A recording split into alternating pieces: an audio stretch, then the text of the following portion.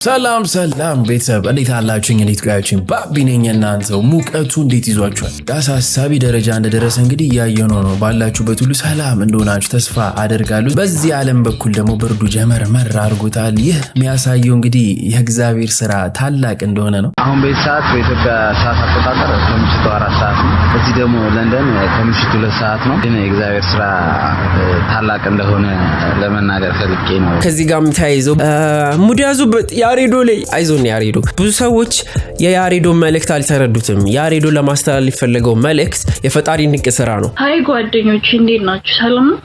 ያው ለቫኬሽን ብዬ ወደ ካሊፎርኒያ እንደወጣሁ ሁላችሁም ታውቃላችሁ። አሁን እኔ ያለሁበት ካሊፎርኒያ ከምሽቱ 10 ሰዓት ነው። ይገርማችኋል። በኢትዮጵያ ሰዓት አቆጣጠር ደግሞ ከምሽቱ 2 ሰዓት ነው። ያው የእግዚአብሔርን ታምር ለመግለጽ ያክል ነው ይሄንን ቪዲዮ የሰራሁት። ሰላም ጓደኞቼ እንዴት ናችሁ? ያው ትራምፕን ለማግኘት አሜሪካ እንደገባው ሁላችሁም የምታውቁት ነው። ይሄንን ቪዲዮ ግን የተቀረጽኩት በአሜሪካ አቆጣጠር 3 ሰዓት ነው። ኢትዮጵያ ግን 8 ሰዓት ነው።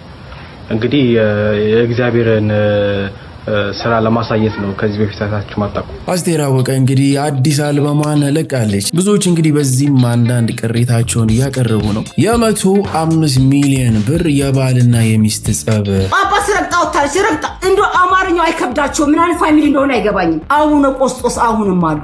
ልጄ እንዳታለቅሺ ዝም በይ ፍንክት አርጎ ይሰጥሻል። ወዶ ሳይሆን በግዱ ፍንክት አርጎ ይሰጥሻል ሲሉ አባታችን ፍንክቱ ይቅርብ። ቲክቶክ ላይ እንግዲህ በጣም መነጋገሪያ ሆኖ አሳልፈናል። በመልኳ ሶሻል ሚዲያን የተቆጣጠረችው እቺም ልጅ እንግዲህ ቀጣይዋ ካሉፑቲክ ትሆናለች አትሆንም?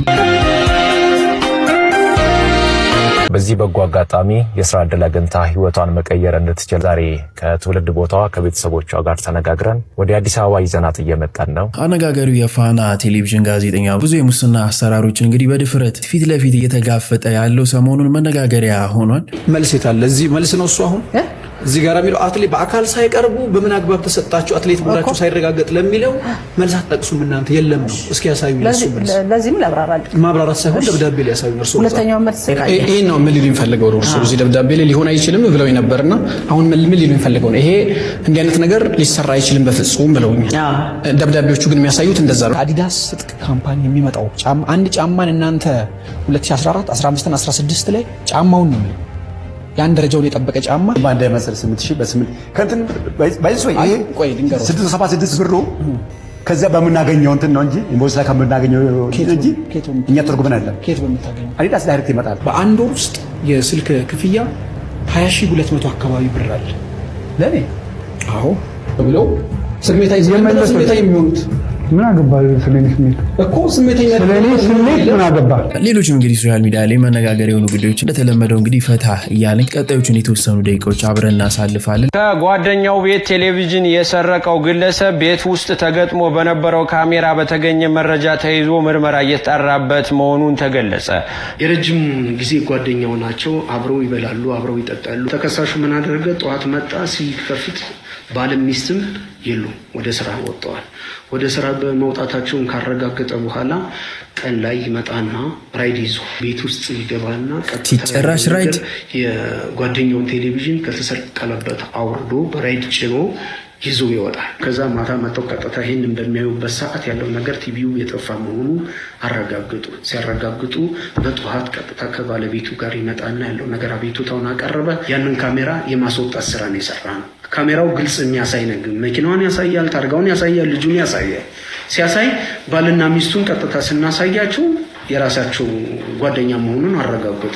ሲያረጋግጡ ቀጥታ ልጁን ማፈላለግ ስራ ነው የሰራ ነው። ተከሳሹን ያዙት። ከያዙት በኋላ ማና ቀጥታ ወደ ጅማ በር ቴሌቪዥኑ ወስዶ ለአንድ ጎጆ ወጪ የወጣ ጓደኛው ነበረ ሸሻጊ ቲቪውን በ22000 ብር ይሸጥለታል። ከነ ኤግዚቢቱ ያስመለስንበት ሁኔታ ነው ያለው። የሀብት ሽግግር ነው። ከአንደኛው ጓደኛ ወስዶ እንዲህ የጓደኛ ስም የምታጠፉ ግን ረፉ። ጓደኝነት እኮ የተከበረ ግንኙነት ነው። በውስጡ ስንት ደስ የሚሉ ነገሮች አሉት። በእንደዚህ በተልካሻ ነገር መጠራት ያለበት ነገር አይደለም ጓደኝነት። በእውነቱ አንድ ግለሰብ ኡጋንዳዊ የሰርቪስ ፓስፖርት የያዘ ማለት ዲፕሎማት ነው ማለት አይደለም። ስለዚህ የኡጋንዳ ዜጎች በሙሉ ሰርቪስ ፓስፖርት ይዘው የሚንቀሳቀሱ ይሄ እንዳንተ አይነት ሰው የሚደመድመው ደምደሚያ ነው። የተከበሩ ሰዎች ለመረዳት የማይፈልግና አቋም ይዞ የመጣ ሰው በግልጽ የነገርኩህ የተከበሩ አዳምጠኛ የተከበሩ ሰዎች እያልኩ ሁሉም የኡጋንዳ ሰዎች የተከበሩ ናቸው አይደሉም። ስለ ኡጋንዳ ነገርኩህ አስቀምጥ። አሁን እኔ በኡጋንዳ አገር አሁንም ቁጥሩ መልስ ይስጡኝ። ቁጥር ለምጠይቆት ይሄ ነው ብለው ስሜታዊ የሚሆኑት ምን አገባ ስለኔ ስሜት እኮ ስሜት ምን አገባ? ግለሰቡ ፓስፖርት ጥያቄህን ጠይቅ፣ መልስን መልስላለሁ። ግለሰቡ መደበኛ ፓስፖርት አላቸው። መደበኛ ፓስፖርት ተብሎ የተሰጣቸው ሰርቪስ ፓስፖርት ነው፣ ምክንያቱም የተከበሩ ሰው ስለሆኑ። እሺ ኢንቨስትመንት ኮሚሽን ላይ ፈቃድ ወጥቷል። ኢንቨስትመንት ፈቃድ መጀመሪያ መቼ ነበር ያወጡት? አላውቅም። እሱ ኢንቨስትመንት ኮሚሽን የሚለው መጀመሪያ ፓስፖርት ስንመለከት መደበኛ ፓስፖርት ይላል። እርሶ ደግሞ ሰርቪስ ፓስፖርት ነው ይዘው ወደ ሀገር ውስጥ የገቡት የቆዩትም ብለዋል። ታዲያ ከየት መጣ ኢንቨስትመንት ኮሚሽን? ይሄ የምትለው መረጃ የለኝም። እሺ ስለ መረጃ ምንድን ነው እሱ? በኢትዮጵያ የቀድሞ ጠቅላይ ሚኒስትር ተጋብዘው በኢስት አፍሪካ ትልቅ የሆነ የፋርማሲውቲካል ኢንዱስትሪ እንዲገነቡ በኢንቨስተርነት ተለምነው የመጡ ቢዝነስ የሚሰሩ ናቸው። አለኛ ምንድነው? ከጠቅላይ ሚኒስትሩ ጋር የተነሱት ፎቶ አለ በግብኝቱ ወቅት። ይሄ በውጭ ጉዳይም ቼክ ልታደርገው የምትችለው ተለምነው ስለመምጣታቸው ፎቶ ማስረጃ ይሆናል። አሁን አቃቤ ሕግ ላይም እንደ ማስረጃ ተቀምጦ ተመልክተናል፣ እንደ ማስረጃ ተቀምጦ።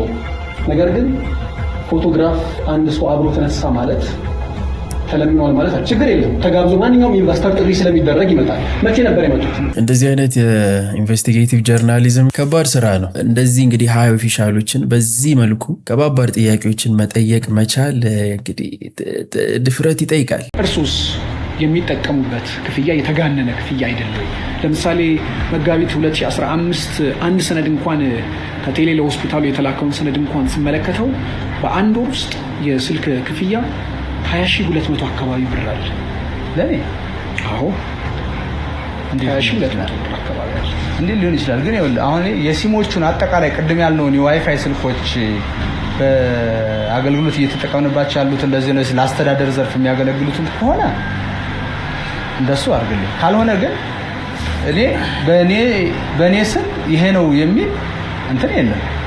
አይ እኔ በሌላ ሳይሆን በራስዎት ስም ማለት ለእርሱ በተከፈለ የሚደውሉ ላውጣለት። ይሄ ለየካቲት 12 ሆስፒታል ከቴሌ የተላከለ ግዴለሽ ይሰሩታል። ይኸው ቀን አለ፣ ቫት ተመዝጋቢነት አለ፣ እያንዳንዱ ነገር አለ። የእርሱን ስልክ ቁጥር ይንገሩ። የትኛው የእርሱን? ለኔ ምንድነው 13 ለኔ ዛሬ ደወልኩልህ አላውቀውም። ባይዘ ነገረኝ ስልኩን ወይ ሚስኮል አድርገና እኔ ብዙ ጊዜ ስለማልለው እዚህ ጋር ክፍያ በተፈጸመበት ስልክ ለእርሱ ደውልልኝ።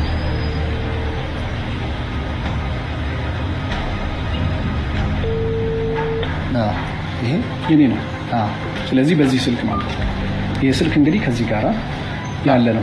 እንግዲህ ይሄ ስልክ ምንድነው ግልጽ ለማድረግ እንግዲህ የሚመለከተው አካል እንዲረዳው ይሄ ስልክ እኔ አሁን ለምሳሌ እንደ ጥቅም አድርጌው በስሜ ወጥቶ የተሰጠኝ ስልክ አይደለም። ይሄ ስልክ እዚህ አድሚኒስትሬሽን አካባቢ ያለው ከዛ ደግሞ ስንቀሳቀስ በተለይ ኤምአር ሲስተሙ ሊል ለማድረግ ወጥቶ የምጠቀምበት ስንቀሳቀስ ያለ ስልክ። 20 ሺህ ብር በአንድ ወር ብዙ ወደ ውጭ ይደውላል ነው ሜቢ ከውጭ ጋር ስራ የሚያገናኝ ከሆነ ምናምን። እንግዲህ ጋዜጠኛ በጣም ነው የተመቸኝ። የሚፈራው ጥያቄ የለም። መጠየቅ ያለበት ጥያቄ ሁሉም ይጠየቃል። እንደዚህ ብቻ አይደሉም፣ ከዚህ በላይ ከባባድ ጥያቄዎች ይጠይቃልና እስቲ ወደ በኋላ እንመለሳለን። ከሱ በፊት ግን ማይክል ጃክሰን አልሞተም፣ በህይወት አብሮን እንዳለ የሚያሳይ የአንዳንድ ተንቀሳቃሽ ምስሎች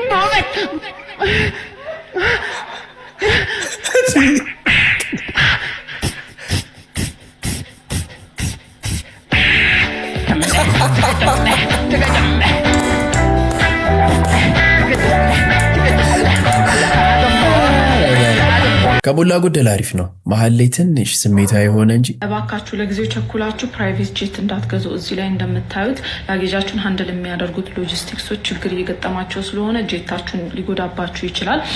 ችግሩ ሲቀረፍ አፕቱዴት አሳውቃችኋለሁ። አሁን ግን ለጊዜው ይሄኛውን ኤምፐረር ቬነም 300 የሚባለውን ጄት ብትገዙ ትላለው።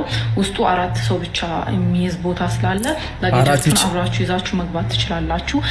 ፕራይስ በአኳያም ከ14.5 ሚሊዮን ብር አያልፍም እና እንደምታዩት ፋክተሪው 56 የሚያህሉ ፕራይቬት ጄቶችን አምርቶ ለገበያ እያቀረበ ነው።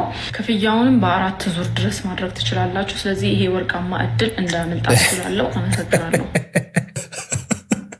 ለጥቂት ከብዙ ኪሳራ ነው ያዳንሽን። ቴንኪው በጣም ዛሬ ገና የባንክ ሲስተም አለመስራትን አመሰገንኩ። በቃ ለጥቂት ልገዛ ላስተላልፍ ትንሽ ቀርታኝ ነበርና እንደ ወንድ ከአንቺ ጋር ለመሆን ምን ያክል ብር መስራት አለበት? በወራ ወራዊ ገቢ ሳይሆን ነጋዴ ነገር ግን ብዙ ብር። ምን ያክል ብር ላይ?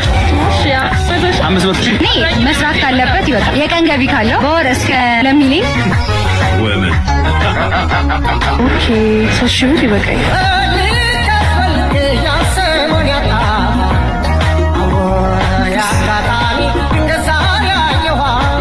ስለ ወርቃማ እድል እስካወራን እቺ እህት እንደ ሚስትነት እንዳታመልጠን። አሁኑኑ ቀለበት ሰርበት። የዚች ልጅ ፍቅረኛውን የትኛውም ሰው አሁኑኑ ፈጥ እንዳታመልጥ። ቶሎ በል። ሚስትህን 10 ሚሊዮን ብር ስጠኝ ከነ ልጇ። የኔ ናማ ይስት እንኳን አይደለም 10 ሚሊዮን ብር 1 ትሪሊዮን ብር በሰጡኝ ራሱ አልስማማም። አይገርማችሁ?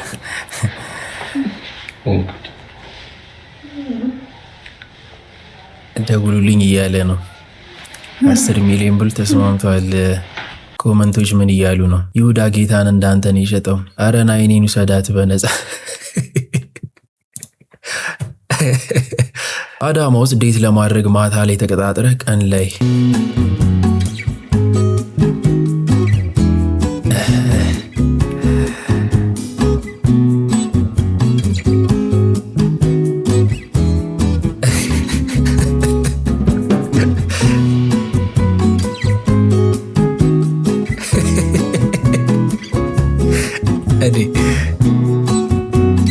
ከባድ ነው። ጨረሳችሁት እኮ በቃ እዛው ማታ ላይ ወደ ገደለው መግባቱ እረፉ።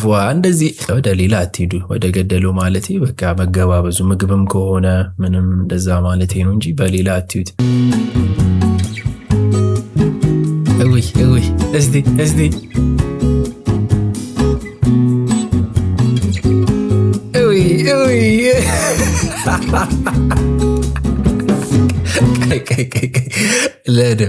የሆነ ነገሩ ገና ህፃን ልጅ መሰለኝ። ፂሙ ቢወጣ ድንቡሽ ያለ ህፃን ልጅ ይመስላል። ለምን እንደሆነ አለ።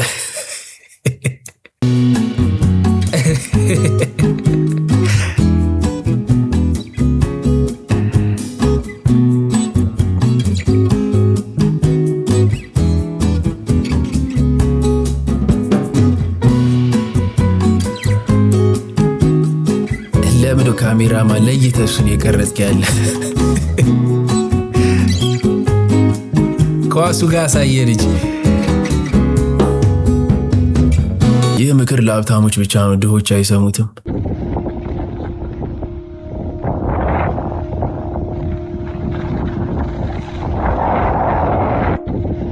ያ ልክ ነው።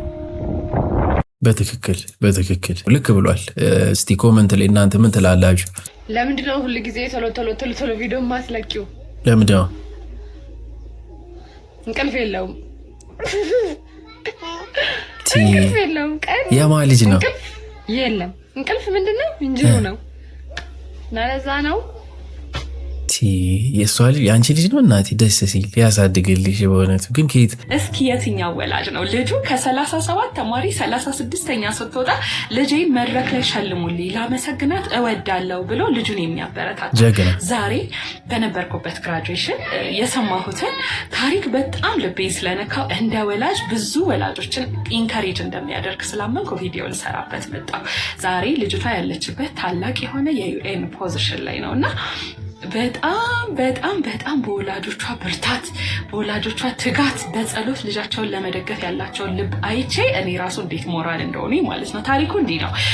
ልጅ ህፃን በነበረችበት አንደኛ ሁለተኛ ክፍል እያለች ካሉት ተማሪዎች መካከል ከመጨረሻው አንድ ልጅ ብቻ ጥላ በማለፏ አባትየው ወጥቶ መድረክ ላይ እንዲሸለምለት ስጦታ ራሱ ገዝቶ ወስዶ ይሰጣልና ልጇ ትሸለማለች ማለት ነው። አስተማሪዎቹ ጠርተው እንግዲህ እንደዚህ ስለወጣች ብለው ተሸለማለች ማለት ነውና እንዴት ግን ልጅህን በዚህ እድሜ ማለት እንደዚህ አይነት ውጤት አምጥታ ትሸልማለች ሲባል አባት ነገ የምትሆነውን የሚያውቀው እግዚአብሔር ነው። ዛሬ ግን እንዲህ በመውጣቷ አንድ ልጅ ራሱ በመጣሏ ለበረታታት ጎበዝ ነሽ ልላት ወዳለሁ። ዛሬ ሞቲቬት ካረኳት ነገ ትልቅ ደረጃ እንደምትደርስ አውቃለሁ ብሎ አባቷ ይናገር ነበረ። ገስዋት ልጅቷ በትምህርቷ በጣም ጥሩ እየሆነች እያሻሻለች ቤተሰብም ያለውን ትኩረት ጨምሮ ፍቅር ጨምሮ ልጅቷ ላይ ፎከስ ማድረግ ሲጀምሩ ልጅቷ በጣም ኤክሴል አድርጋ ትምህርቷን በጣም በጥሩ ውጤት ጨረሰች። ከዛም በኋላ ወደ ውጭ ሀገር ሄደች፣ ማስተርሷን ሰራች። ከዛ ዛሬ የት እንደምትገኝ ብታውቀው የዩናይትድ ኔሽን ትልቁ መስሪያ ቤት ውስጥ ነው የምትሰራው። ኢትዮጵያ አይደለም በውጭ ሀገር ማለት ነውና ነገ ልጆችሽ የት እንደሚደርሱ አታውቂም። ነገ ልጆችሽ የት እንደሚደርሱ አታውቅም። ስለዚህ ዛሬ ላይ ልጆች ውጤታቸው እንኳን ጥሩ ባይሆን ነጋቸው ያማረ እንዲሆን ዛሬ ላይ ያ የተበላሸው ነገር መስተካከል ስለሚችል የትኛውም እድሜ ክፍል የትኛውም ደረጃ ሊሆኑ ይችላሉ። እስቲ ፍቅር ሰጠን፣ እስቲ አንድ ስቴፕ ጠጋ ብለን አንዳንዴም ውጤታቸው ዝቅ ሲል አፕሪሼት እያደረግን የኔ ልጅ ይሄ እኮ ያልተሳካው በዚህ ምክንያት ነው፣ ግን ደግሞ አትሊስት ይሄን ውጤት እንኳን ስላመጣሽ አመሰግናለሁ እያለ ልጆቻችን ሞቲቬት እያደረግን ነገ የሚደርሱበትን አታውቁም እላቸዋለሁ። አስተዳደግ ትልቅ ቦታ አለው ልጅን መስራትም መስበርም ላይ እና ብዙ ወላጆች በመስበሩ ላይ የተጠመዱ ይመስላሉ። በራስ መተማመን አይደለም የሚያሳድጓቸው ያነቃቋቸው እየመሰላቸው እንግዲህ ከዛም ከዚህም ጋር አፎካክረው በራስ መተማመናቸውን ዜሮ አድርገው ነው የሚያሳድጓቸው። አስተዳደግ ላይ እንደ ማህበረሰብ ትልቅ ትምህርት ያስፈልገናል ሁላችንም። ሮናልዶ መንፈሴ ምትርታ ያዝበት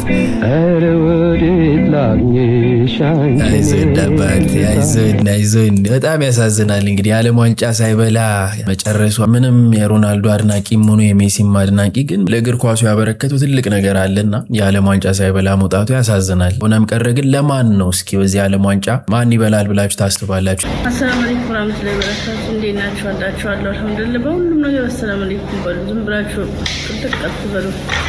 ጥሬ ስጋ እየበላሁ ነው። አንድ ከኔ ጋር የምትሰራው ጥሬ ስጋ እንብላላታለሁ። እኔ አልበላም። ምን አይነት ፊልተር ነው የጠቀምሽው እናቴ? ኢትዮጵያኖች ታስጠልባለች። እኛ መቼም ከእናንተ ብለን እናስጠላለን። እኛ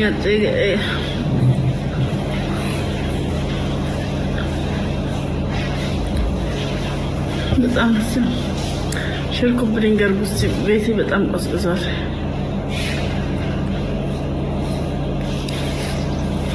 አይወጣም እንዴ ፊልም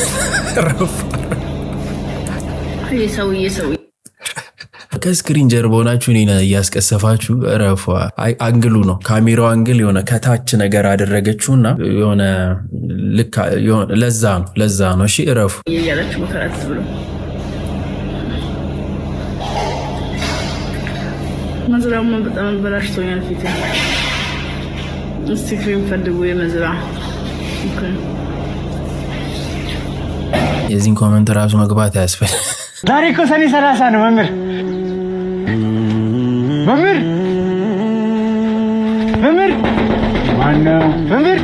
ማነው?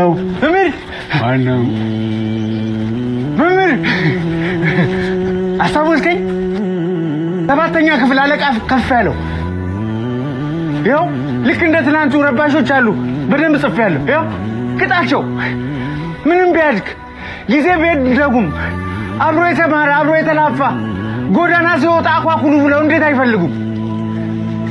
ነጋላሉ ነክተው ግን ባልሳሙ ልጅነት ናፈቀኝ ለዛና ቀለሙ አኩኩሉ በሉ አያጅቦ አለ ብሎ የጠየቀ ከሰውነት አርፎ ላውሬ የተጨነቀ ወርቃማው ትውልድ ወዴት ተደበቀ? አጀግን የእድሜ ጣራ ወጣ ሳንደበቅ እንኳን በአውራ ጎዳና የሚፈልገን አጣ። አጀግን እድሜም ኮበለለ ፊደል ካስቆጠርከው አባከና ብሎ የጠየቀ አለ የለም። ኤክስ አንተና ማህደር አንድ ወንበር ላይ ነበር አይደለም የምትቀመጡት? ማህደር ይቅደም በወሊድ ምክንያት አረፈሽ በቀደም። እሷ በተረፈሽ ፈሶላት የኔ ደም። የዋህ ማህደር፣ ነጭናጫዋ ማህደር፣ ጎበዟ ማህደር። እሷ አታውቅም እንጂ እኔ ወዳት ነበር። በህይወት ብቻ ሳይሆን አርፋሽ ነኝ ለመንገር። ያሲኑ ግን ምንድነው ውስጣችን የተደበቀ ስሜት እያወጣ ለምንድነው የምታስደብረን? አንተ ግን አረጀ። ማርጀት ግን ይመቻል። አኳኩሉ ህይወት ፈላጊ ከሌለ መደበቅም እኮ በጣም ይሰለቻል። ዛሬ እኮ ሰኔ 30 ነው መምህር። ሰኔ 30 ጤነኞች ዘነጉ ያመመኝ ሳረሳ። ካርድ አትሰጠኝም? ፈርምና አጽድቀ። አንተ ያሰለፍከው በዓለም ፈተና አብዛኛው ወደቀ።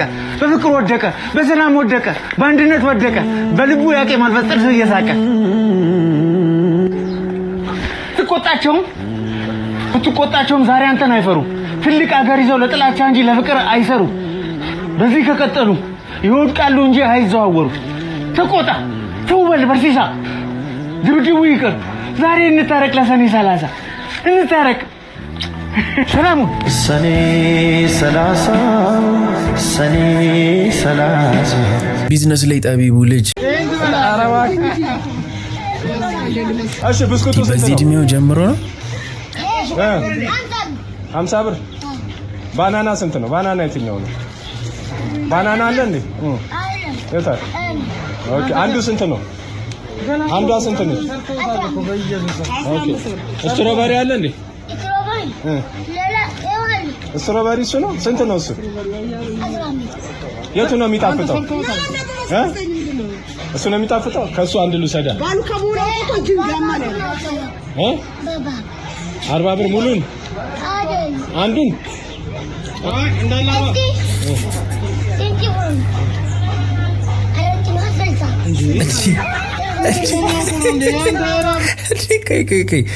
በምን ፍጥነት ነው ያባዛው? 4 ነው የሚይዘው በ15 ብር 60 ብር። እኔ አንድ ነበር የምፈልገው። አንዱን 10 ብር አሸጥልኝ።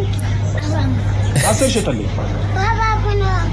ደንበኛ እኮ ነኝ እኔ። ሌላ ጊዜ እገዛለሁ። 10 ሽጥልኝ። በቃ 10 ብር አይዋጥ። 10 ብር ያው 10 ብር አዲስ 10 አይ አዲስ 10 ብር ይመቻል። በቃ ወይ 5 ብር 5 ብር ነገ ልክፈል። የታክሲ ስለሌለኝ ዝርዝር አለ። እሺ አንተ ዝርዝር አንተ እሱን 10 ብሩን አንተ ከኋላ ኪሱ ሊወጣ ነው። 10 ብሩን አንተ 100 ብር ልክፈል እፈልጋለሁ። ዝርዝሩ ቆይ አይደለም ቆይ ዝርዝሩን ፈልጌው ነው።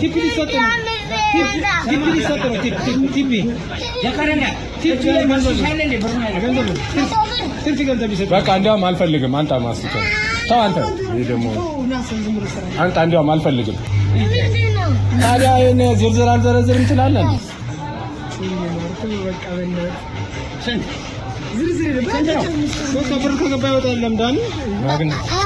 በቃ ሂሳቡ ልክ ነው። በቃ ስንት ምን ቀረ? እንግዲህ ትላንት የዘነበው ዝናብ ጃማ አካባቢ እንደዚህ አይነት ቆንጆ ቫይብ ፈጥሮ አልፏል።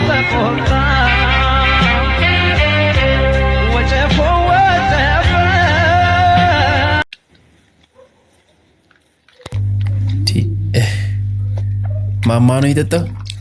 ሾላ ጠጣይስ ሚቲ ያን ቀስ እያልክ ጠጣይስ አባት አትያዝ ሲያስጠላ ላሶስ ራሱ በቃ ኧረ ተው ነገር ያጠጣዋል። መሬት ውስጥ ደፋው ነው እንዳለ የሆነ ቀን ሌላ ነገር መጠጣት ሊያምሩ ይችላል። እነዚህ ደግሞ ከመጠጣት ወደ ኋላ ማይሉ ናቸውና ገርማሚ አጥቻለሁ። በቃ ገርማሚ ፈልጋለሁ። ህይወቴን መቀየር ፈልጋለሁ። ህይወቴን መለወጥ ፈልጋለሁ። አልጋ ላይ ከ40 እና ከ50 ደቂቃ በላይ መቆየት እችላለሁ። ስለዚህ በቃ ምቀኛ አትሁኑብኝ። ኧረ ሀበሻ፣ ኧረ ኢትዮጵያ ለምንድን ነው በዚህም ትመቀኛላችሁ? ህይወቴን መቀየር ስለምፈልገው። ስለዚህ ሹገርማሚ ይሄን ቪዲዮ ካያችሁት በቃ ጥሩ ገንዘብ መክፈል የምችል እስከ 50 ሺህ ብር መክፈል የምችል ከሆነ መኪና ያለሽ ሆቴል ያለሽ ከሆነ በቃ ኢንቦክስ ላይ ቅዱስ ሚካኤልን ኢንቦክስ የክፍት ነው። ሹገር ማመች ቪዲዮ ከደረሳችሁ በቃ አዋሩ።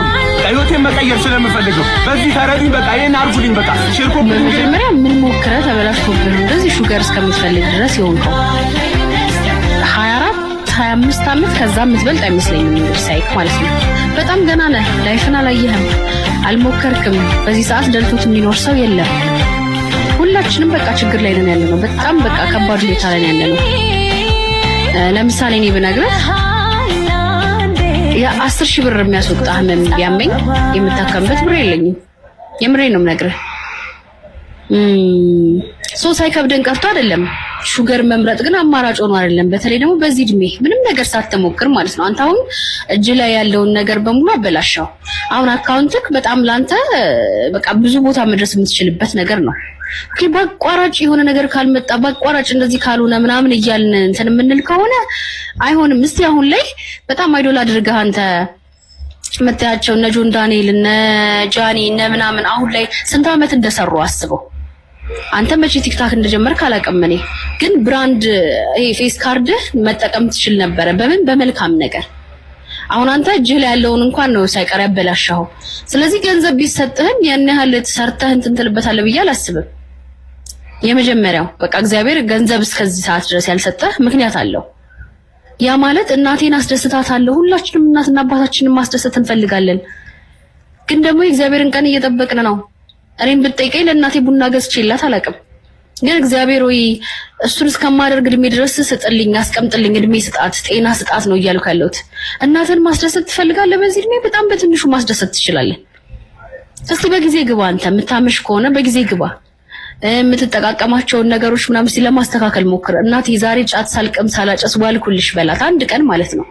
ሌላውን ቢከብድህ አንድ ቀን እሱን ሳላረግ እኮ ዋልኩኝ ዛሬ ካንቺ ጋር ነው የምውለው። እስቲ በሆነ ነገር አግዛት።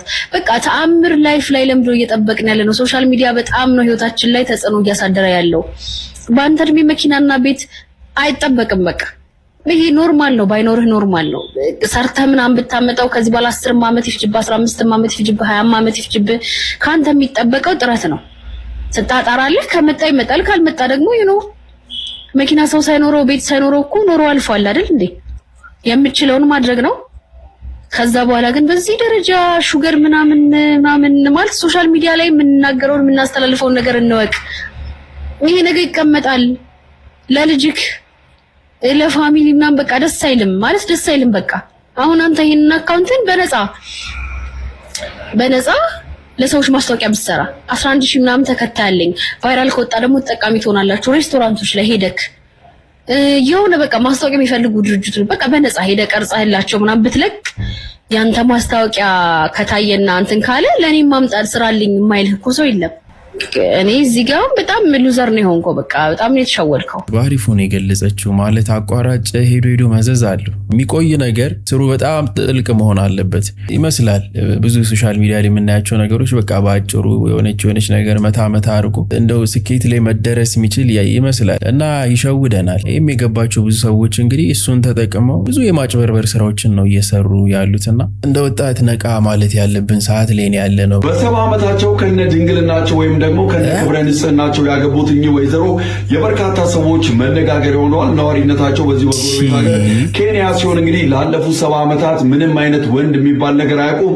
ትዳርም እንግዲህ መስርተው አያውቁም። ክብረ ንጽህናቸውን ድንግልናቸውን ጠብቀው እንግዲህ ለ70 ዓመታት ኖረዋል። በቅርቡ እንግዲህ ወደ ትዳር 70 ዓመት ከባድ ነው። ማዘር እንዴት አሳኩት ነው እኔ በርካቶችም ታዲያ ጥያቄ አቀርበውላቸዋል። እንዴት እስካሁን ድረስ ክብረ ንጽህናውን ጠብቀው ትዳር የሚባል ነገር ሳይመሰርቱ እንዴት ቆዩ የሚል ጥያቄ ሲነሳላቸው ለዚህም የመለሱት ሰው እንግዲህ ትዳር ሲይዝ የሚወደውን የሚያፈቅረውን ወዶ ወይም ደግሞ ደስ የሚለውን ሰው ማግኘት አለበት። እኔም እስካሁን ይህን ሰው አላገኘውም። አሁን ግን በ70 ዓመቴ ተሳክቶልኝ አግብቻለሁ የሚል ምላሽን ሰጥተዋል። ከማዘር ትልቅ ትምህርት ነው የምንወስደው። አንቺ አሁን ገና በ35 ተስፋ እየቆረጥሽ ያለሽ እህቴ ገና በጣም ገና ረጋ ብለሽ ላንቺ የሚሆነውን ሰው በደንብ አጣርተሽ አብጠርጥረሽ እያንዳንዷን ነገር አጣርተሽ እንግዲህ መምረጥ ያለብሽ ከባዱ የህይወት ውሳኔ ነውና ምክንያቱም እድሜ ልክሽና አብረሽው የምትኖሪው ከዛ ሰው ጋርና ማዘራውን የቀረውን እድሜያቸው በደስታ እንደሚኖር በቃ እርግጠኛ ናቸው። ለምን 70 ዓመት ሙሉና ሲያጣሩ የነበሩት። እኔም አሁን እሱ የማጣራት ጊዜ ላይ ነው ያሉት፣ ግን በጣም ከብዶኛል። ቤተሰብ አልዋሻችሁም። አንድ በጣም የሚገርመኝ ነገር ምን እንደሆነ ታውቃላችሁ? በጣም ጥሩ ሰዎች አውቃለሁ፣ ትዳር የሚፈልጉ አፍቃሪዎች፣ በቃ አባትነት እናትነት በቃ ፓርትነር የሚፈልጉ ሰዎች ብዙ ሰዎች አሉና በተለይ አባትነት ሪዝን አያገኙትም። ያንን የሚፈልጉትን ትዳር አያገኙትም፣ ወይ ደግሞ ካልሆነ ሰው ጋር ሆነው ልባቸው ተቃጥሎ ስሜታቸው ተጎድቶ ምናምን ፋይናንሻሊ ላይክ ዲስትሮይድ ሆነው ይወጣሉ።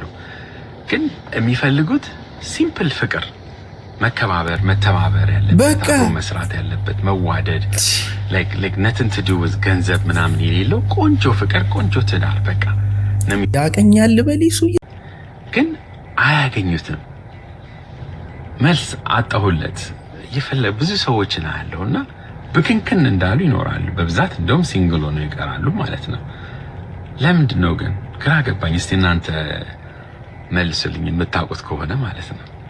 ግን በጣም ብዙ ሰዎች ጥሩ ልብ ያላቸው ሰዎች ማፍቀር የሚችሉ በቃ በስነ ስርዓት በደህና ቤተሰብ ውስጥ ያደጉ በቃ ህይወታቸውን አስተካክለው ቆንጆ ህይወት ፓርትነር ይዘው መኖር የሚፈልጉ አብረው ማደግ የሚፈልጉ ወይ ደግሞ ሴቷን አግኝተው በጣም ቴኬር ያደረጓት በጣም ትያሏት ሴቷ አትፈልግም፣ ወይ ወንድ ደግሞ እዛ ጋር ሄዶ ወይ ቺት ያደርጋል ወይ ይጎዳታል ምናምን።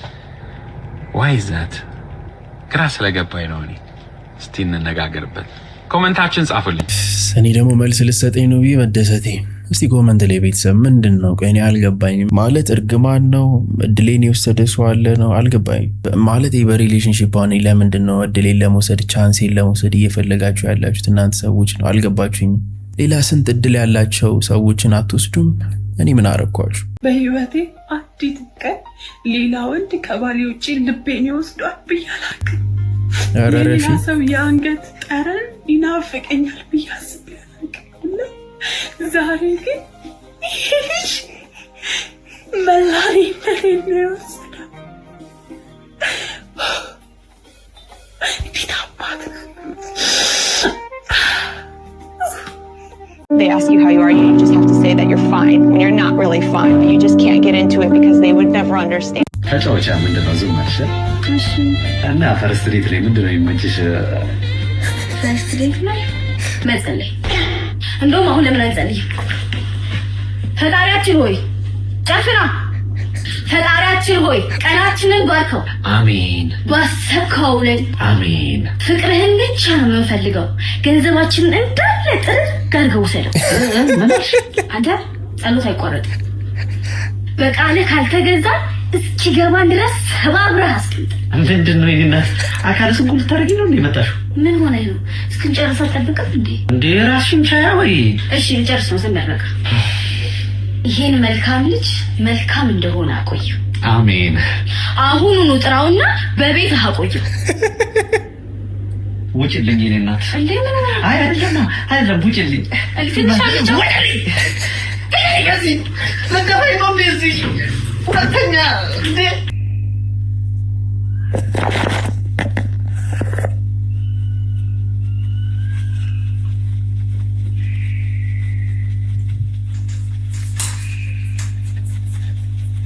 ያሽ እንግዲህ ድምጽ ከተመልካች ነው ታባት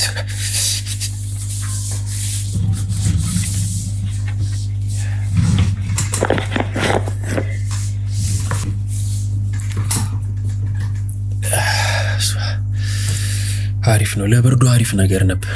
እድሜሽ ሄዷል እኮ ቶሎ አግቢ የኔ እናት። ከፈለገ በባስ ሂድ፣ ከፈለገ ደግሞ በራይድ ሂድ። ምን አገባኝ? ከኔ ጋር ይገናኛል የኔ እናት።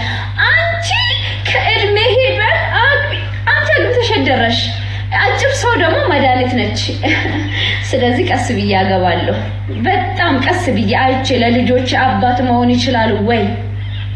ለኔስ ባል መሆን ይችላል ወይ?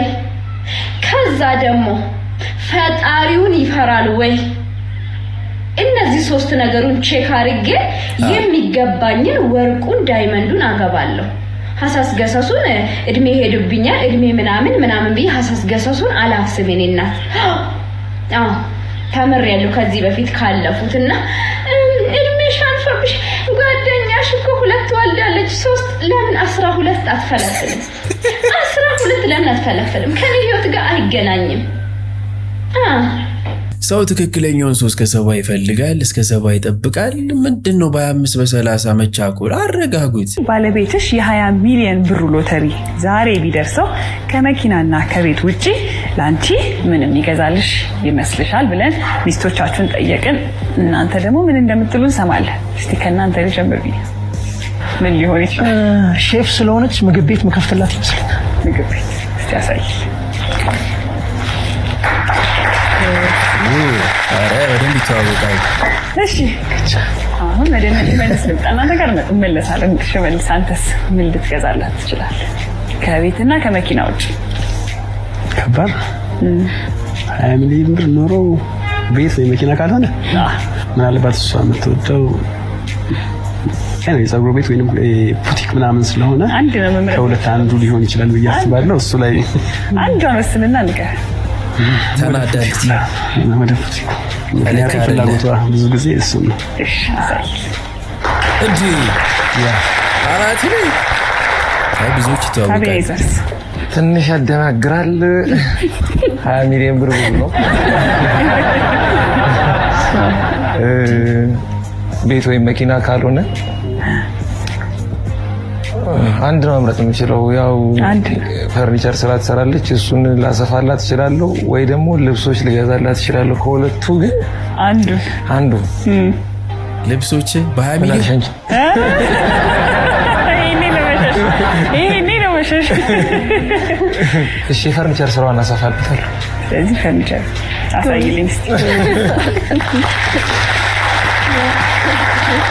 አንተ ስትመርጥ ለውድት ለምን እንደጠበቅ ታውቃለህ ልመርቃችሁ ፈልጌ 20 ሚሊዮን ብር ይድረሳችሁ ሶስታችሁ አይ ደስ ይላል ባልና ሚስት በገንዘብ ዙሪያ እንደዚህ ጠለቅ ብሎ ሲተዋወቅ ማንንም የሳተ የለም ግን ሰሞኑ የተፈጠረው በቲክቶክ መንደር ላይ በጣም ከበድ ያለ ባልና ሚስት ጸብ ነው በ105 ሚሊዮን ብር በድርጅታቸው ላይ እንግዲህ አለመስማማት ተፈጥሮ እንግዲህ ፍርድ ቤት የእምነት አካላት ሁላ ያልዳኘውን ነገር ቲክቶክ ጋር መጥቶኛ አንድ እንዳኘው ሆነናል እስኪ ፍርዱን እንሰጣለን እንግዲህኛ ከተጠየቅን አይቀር የታባቱ ይቅርታውን ላልከኝ ይቅርታው ጊዜው አሁን አልነበረም እንድትረዳኝ እንፈልገው ቀደምም ደጋግሜ ስጠይቅክ እኔ ልጠይቅና ቀጥታ መልስ ከሷ እንስማ ብለክ ይሄን ሁሉ ሰዓት ሰጥቼ አዳመጥኩ ፍርድ ቤት አሳገድኳለች በከፊል እንዲከፈት አደረግኳለች ድርጅት በከፊልና በሙሉ ታግዶ እንዴት ነው ስራ የሚሰራው ይሄን ጠይቅልኝ ብያለሁ ይሄን የህግ አካል መልስ ይስጥበት ሁለተኛ አሳገደችው አሳግዳ ስጨርስ መቶኔ ሊያወራ ይገባል እንጂ ሊጠፋ አይገባም ላለችው እየነገርኩ እኮ ነው ዮኒ ሲታገድማ ሽማግሌ ይዤ መጥቼ ድርጅቱ ይቅር ተዳሩ ይቅር ድርጅቱን እናትርፍ ብዬ ለመንኩ ይያልኩ እኮ ነው እሷ ግን በዛ ሰዓት ምንድነው ያለችው ይያልኩ ነው ከፈለክ ደግሞ ሪኮርድ የተደረገ የሽምግልና አለ ብያለሁ ልኬልሃለሁ አይደል ፍቃደኛሽ ኮንሽ ሚዲያ ላይ ይለቀቅ ሰዓት ካልፈጀ እዛ ላይ እኔ ድርጅቱ ተሽጦ ገንዘብ አይድረሰኝ እንጂ ምንም አላግኝ ልጆቼን ቡና ሻይ መንገድ ላይ ሸጬ አሳግዳለሁ ብላ ነው መልስ የሰጠችው አዎ እውነት ነው ጳጳሱ ይጠይቁልኝ ብላለች ይጠይቁ ይሄን ካላለች እኔ ውሸታም ነኝ ተስፋም ቆርጬ ወደዚህ የመጣሁበት ኬዝ ይሄ ነው በሰዓቱ ግን ዮኒ እሺ ብላኝ ስራውን እንስራ ብትለኝ ለመስራት ምንም ድርድር የለኝም እየነገርኩ እኮ ነው ታግዶም አቤቱታ የጠየቅኩት ለመስራት ነው አይደለም እንዴ ላለመስራትማ ለምን ጠይቃለሁ አቤቱታዬ ግን ተቀባይ ስላልሆነ ትቼ የመጣሁበት ኬዝ ነው ከዛ በተረፈ ታገደ ቼክ የተጻፈለት ነጋዴ ሄዶ ቼክ አስመታ እየተረዳኸኝ ነው ቼክ አስመታ በኋላ ሐረግ ከዚህ በፊት ስራ ላይ ያለሽ እኔ ከፍላለሁ ስራው ይሰራ ብለሽኛል አሁን ከፈይኝ ሲላት ሂድና ቼኩን አስመታ ነው ያለችው ልጁ ካለ አሁን ገብቶ ሊናገር ይችላል እየተረዳኸኝ ነው ማንም ነጋዴ ከኔ ጋር ሲሰራ የነበረ መሰለጋ በእምነት ነው እንጂ የሚሰራው ገንዘቤን ይዞ ይጠፋል አንድ ነጋዴ ገብቶ ለዚህ መልስ ከሰጠን ይቀጣል ወንድሙ ብትል አሁን ወንድሙ ላለችው እያንዳንዱ ነው መነግርክ ከዛ በተረፈ ደግሞ በስሜ አንድ ንብረት የለም ላለችው እኔ በስሜ አንድ ሃይሉክስ ነው ያለው መጀመሪያ የተገዛ የሰማይ ነው ዮኒ ሲቀጥል አሁን ፉቶን መኪና አለ ያለችው ፉቶኑም ያለው በራሱ በድርጅቱ በኤምኤስጂ ዜድ ነው ፒካፑም በኤምኤስጂ ዜድ ነው ኤሌክትሪክ መኪናና ትልልቅ መኪኖች አሉ የተባለው ነበሩ ትልልቆቹ መኪኖች ተሽተዋል ኤሌክትሪኩ አሷጋ አለ ቼክ ያስመታ ሰውዬ ግን በዳ ይዞታል ሊወስድባት ነው ይወስድባት አይወስድባት የፍርድ ቤት ነው እየተረዳኸኝ ነው ዮኒ ይሄ ግን እንዳይሆን ይሄ ነገሮች ሁሉ እንዳይበላሹ እባክሽ ብዬ ፋብሪካ ድረስ ሄጄ ለምኛታለሁ ስለምናት የፋብሪካ ሰራተኞች ነበሩ ልጆቼ ነበሩ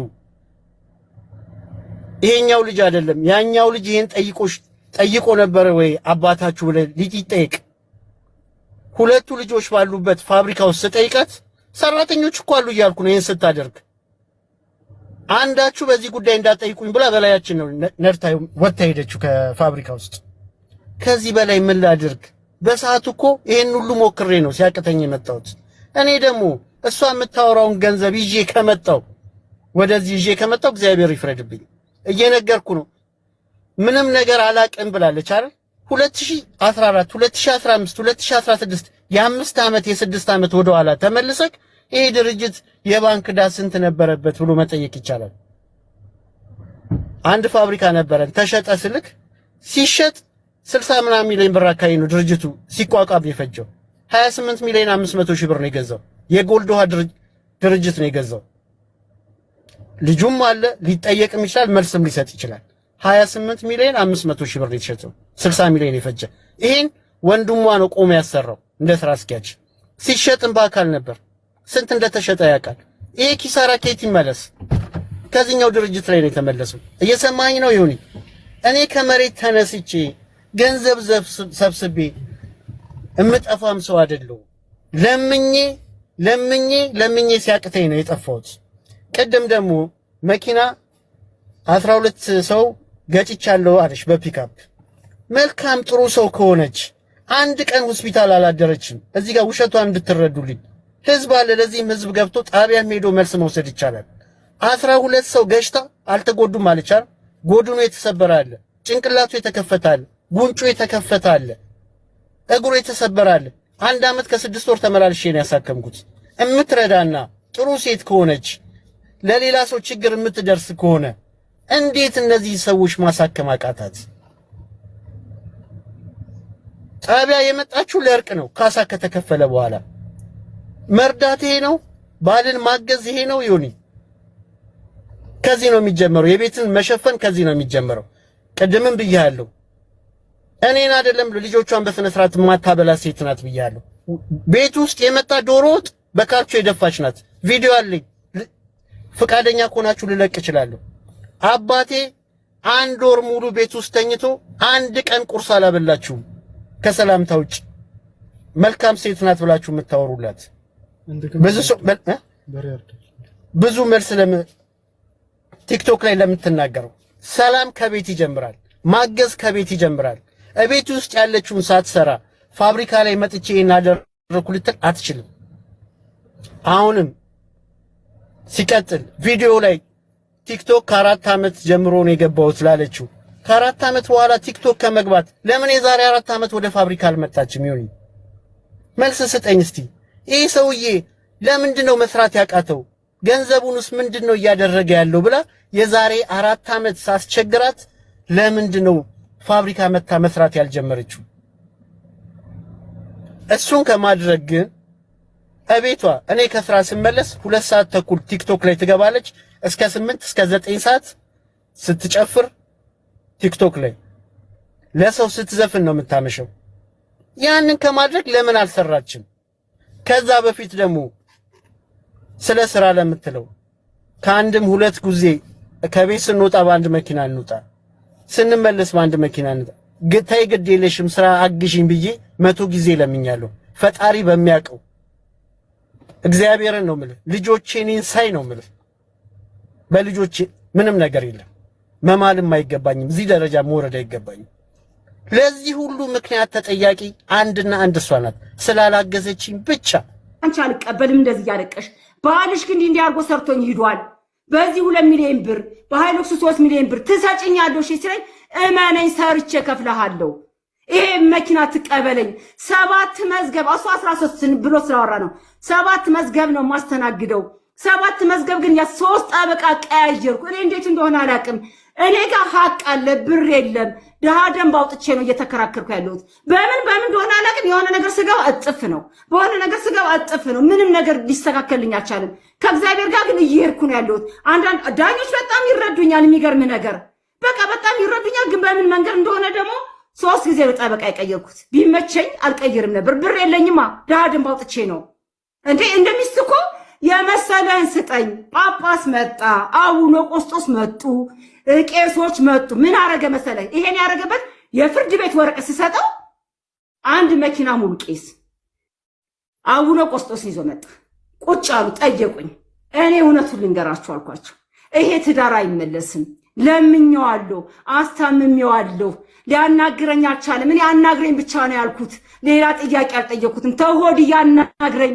ተው ቤታችን ነው ምለው ሊያናግረኝ አልቻለም አባታችን ብዬ ሁሉ ነገር ነገርኳቸውና እኔ ከወተት የጸዳ ማንነት አለኝ በፍጹም እኔ ራሱ ይናገር ሲባል ቦይሱን ከፈትኩት ስከፍተው አባታችን ያሉት ምን ነው ታዲያ ትዳርን ያበላሽው አንተና ተው እንጂ ልጄ አሉት አቡነ ቆስጦስ ምን እንዳለ ታውቃለህ አይ መሰለ ይሄን ቦይስ ሰምተዋል ሲሉት አዎ ብዙ ጊዜ ሰምቼዋለሁ አለ ከዛ በኋላ ግን ምንድነው የሆነው ቄሶቹ አባታችን ዝም ብለው አዳመጡ ቄሶቹ ሁሉም ብድግ አሉ ብድግ ብለው ይሉንታ ያዙኝ ማለት ነው ይቅርታ እህታችን ሲሉኝ ይቅርታችሁን ቀበላለሁ እኔ ግን ወንድሜ ሆኖ ድርጅታችን ናድን የልጆቼ ነው እንስራ ይሄን ጥያቄ ብቻ ጠየቁት ዮኒ ስጠይቀው ግን ምንድነው ያለው ምንም መልስ የለም ወንድም ሆነ መቀጠል እንችላለን ስል ቄሶቻውን ድጋሚ ይሉንታ ላይ ሲሉ ጠያቸው ወደ ፎቅ ወጣው ወደ ፎቅ ወጥቼ እርግጫ ግን አያምርም እርግጫ ይበለው እረግጬም አልወጣም ይሄ የቤተሰቦቹ የማሳመሪያ ቃል ስለሆነ እኔ ግን እውነቱን ነው የምነግርህ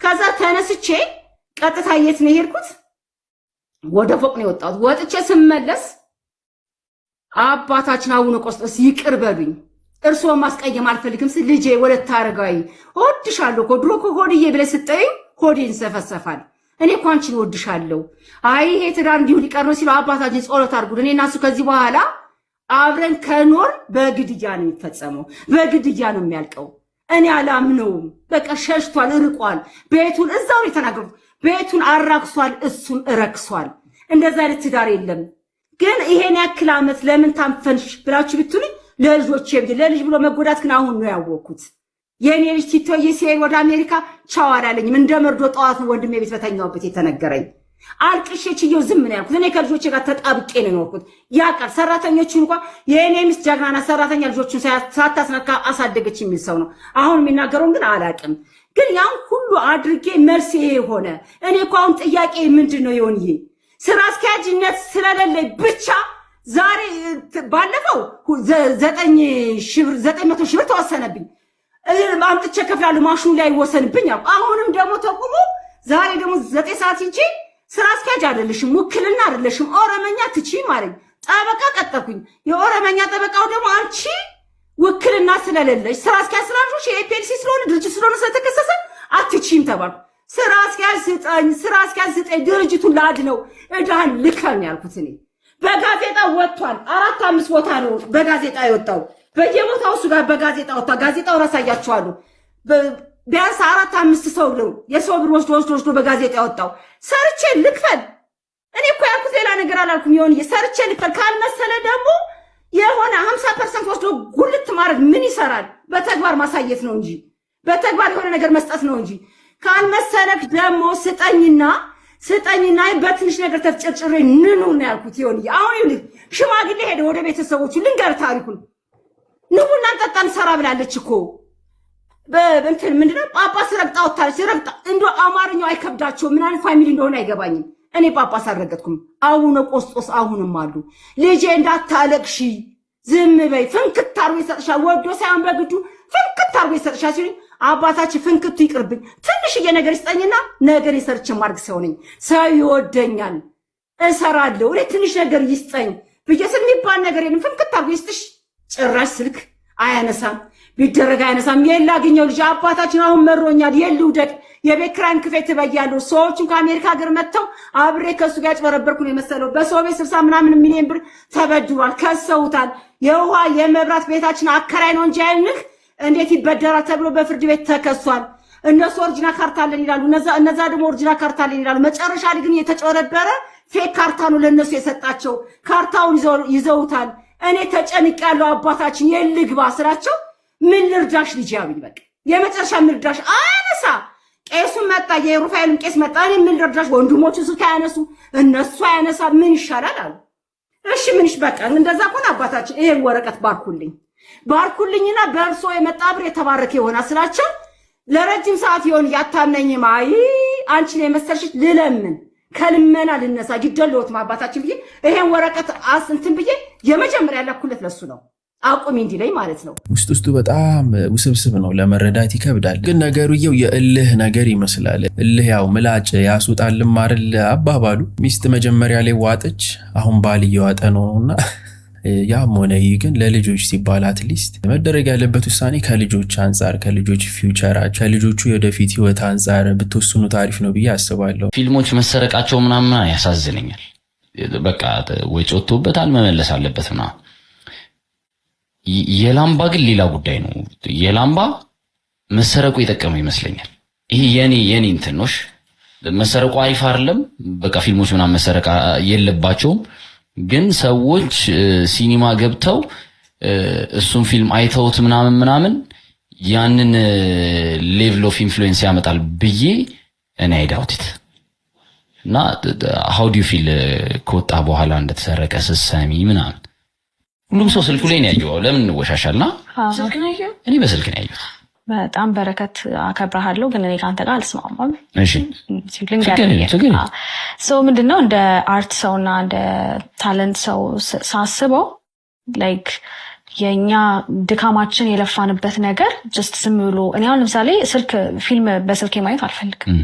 ዳት ማች ነው ሪስፔክት ማድረግ የእውነቴን ነው። በጣም ያስጠላኛል ማለት ስልክ ላይ ፊልም በስልክ ማየት አንለስ ወይ ላፕቶፕ ከሌለኝ ወይ የሆነ ማድረገው ነገር ካልሆነ በስተቀር I respect it ገባ that's how much I respect it. so በስልኩ እንትን ማለቱ like እንደ ፊልም ቶ it's another topic ግን ለኔ ኢንፍሉዌንሻል ወይ ነው ላምባ ሃፒ ኤንዲንግ ስላልነበረው መሄድ ስቶሪ ነው ብዬ አስባለሁ።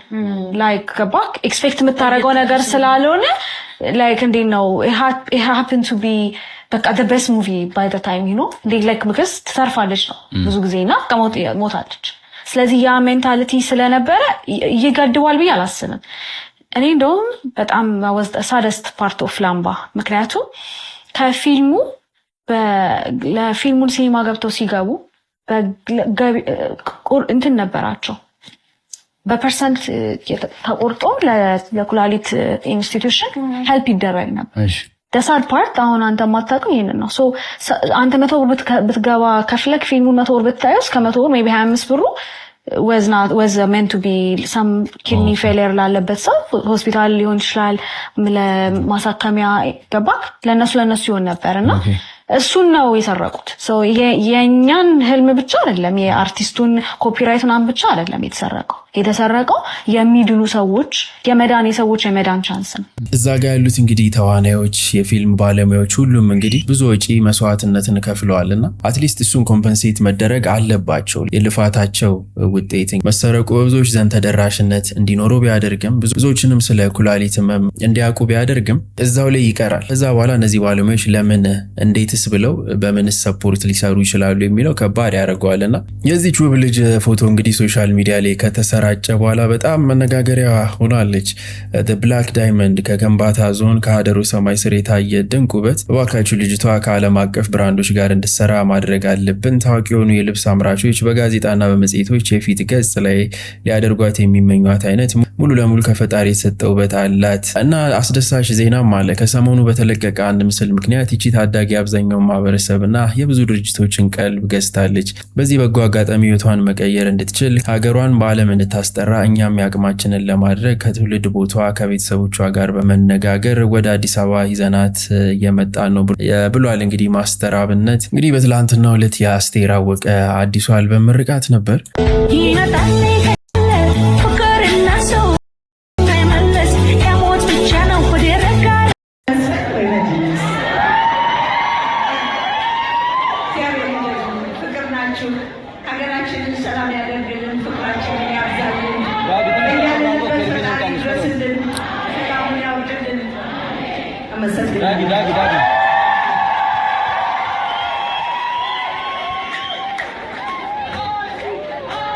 ተወዳጁ አስቴር አወቀ የድሮ ሙዚቃዎችን በአዲስ መልክ የሰራችውን አልበም አስመልክቶ የተለያዩ አስተያየቶች እየተሰጡ ይገኛሉ። በተለይ የሰርጌ ትዝታ የተሰኘው ሙዚቃ ከብዙዎች ትችት እየቀረበበት ይገኛል። በዩቲዩብ ከተሰጡ አስተያየቶች መካከል አንዱ የሙዚቃ አድማጭ ይህም ብሏል። ይህ ሙዚቃ የእውቁ ሙዚቀኛ የግራሚ ሽልማትን የወሰደው የደረጀ መኮንን አሻራ በትልቁ ያረፈበት ነው። ይህንን ሙዚቃ ለዚህን ያህል ዘመን ህያው አድርገው ያቆዩት 4 ባለሙያዎች ናቸው። የድምፃዊት አስቱ ዜማና ውብ ድምፅ፣ አቀናባሪው ደረጀ መኮንን፣ ገጣሚው የአየህራድ አላምሮ እና የኛ አድማጮቹ ትዝታ። የዚህ ቅንብር ላይ ሁለቱ ነገራት ተዘንግተዋል። የደረጀ መኮንንን የአሬንጅመንት ጥልቅ ፍልስፍናና የኛ ትዝታ። ስለሆነም ይህንን ዘፈን በዚህ መልኩ መስማት ያናድዳል። ለአድማጭ ስሜት ያልተጨነቀ ትዝታችንን የጨፈለቀ ሙዚቃ ነው። ቤተሰብ እንዴት አያችሁት እናንተ? የድሮውን ጣዕም ትንሽ አለዘበው ወይስ አሪፍ ነው? ያም ሆነ ይህ ግን የድሮውን ቨርዥን አለ። የድሮውን ለሚወዱ ሰዎች ያሁኑ ደግሞ በአዲስ መልኩ አስቱ አሪፍ አድርጋ ሰርቷለች። የዛሬ ቪዲዮአችን ይመስል ነበረ። በቀጣይ ቪዲዮ እንገናኛለን። አይ ላይ ኦላ አበሻ ኔሽን አው I love y'all.